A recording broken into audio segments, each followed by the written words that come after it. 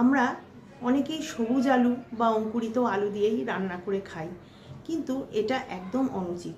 সবুজ আলুতে সোলানিন নামক এক প্রকার উপাদান থাকে, যা প্রাকৃতিকভাবে উৎপন্ন হয় আলুকে পোকামাকড়ের হাত থেকে রক্ষা করার জন্য।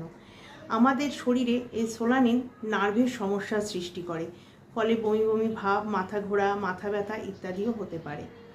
গবেষণায় দেখা গেছে সবুজ আলু যদি পুরোটাই সবুজ হয়, সেক্ষেত্রে 450 গ্রামের মতো আলু যদি খাওয়া যায় তবে মানুষের মৃত্যু পর্যন্ত হতে পারে।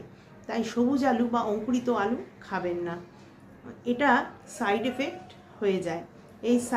এই যদি কোনো আলু অর্ধেকটা সবুজ হয়ে থাকে, সেই সাইডটা খেতে পেলে আপনি কেটে দিয়ে আপনি সাদা অংশটা খেতে পারেন।